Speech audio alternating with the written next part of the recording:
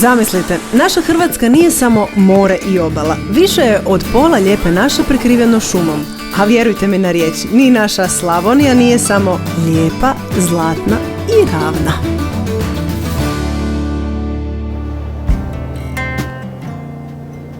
Kada pomislimo na Slavoniju, rijetkima će među prvim asocijacijama biti planinarenje i izlet u brda. No, najpoznatija hrvatska ravnica puna je iznenađenja. Baš kao i Papuk, njezina najpoznatija planina. Slavonija jest ravna većinom, ali postoje Slavonska gorja, a među tim gorjem najljepša planina Papuk, koja je puna nizbrdica, uzbrdica i na kojoj se mora pažljivo hodati, na kojima se možete stvarno umoriti i više nego na nekim planinama, čak i na Velebit.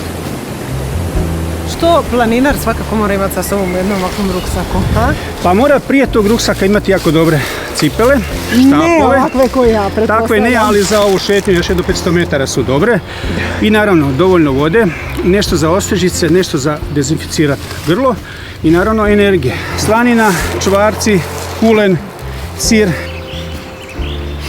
Jel origana ima? Nema origana, ali nešto slično, blizu ste. Bosiljka?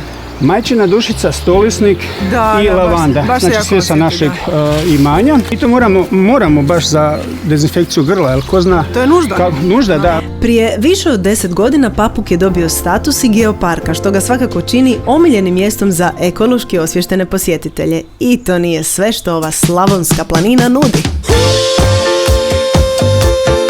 Aktivan odmor u Slavoniji uz obilje adrenalina i dobre zabave za cijelu obitelj pronaći ćete u adrenalinskom parku Duboka. Svi oni koji žele ispitati vlastitu spretnost na ovom mjestu doći će na svoje. Adrenalinski park Duboka nudi jedan zanimljiv poligon, dakle što se tiče nekakvog dnevnog odmora, višednevnog odmora, jako dobro radimo, jako dobro funkcioniramo, tako da jedan vrlo prepoznat mikrolokalitet u samom Papuku, obzirom da je Papuk jedno veliko područje, 336 kvadratnih kilometara je park prirode Papuk. Svi uglavnom Slavoniju, prvo na šta pomislimo, žito, polje, ravnica, ravna Slavonija, proizvodnja hrane i tako dalje. Zapadna Slavonija je malo drugačija Slavonija, to je gorska Slavonija, kao što vidite puno veće nadmorske visine.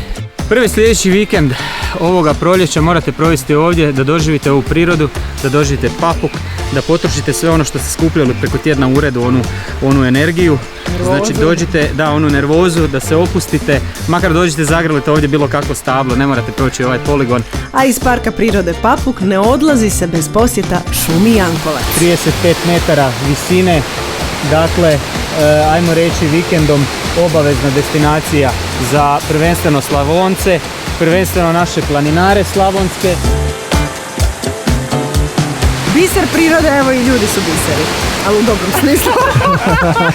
Pričaju mi bisere, Na ovim padinama prekrasno je u svako doba godine, jer Slavonija je čisto uživanje. Mi nastavljamo dalje u kojem smjeru Lijepe naše. I to ćete doznati uskoro.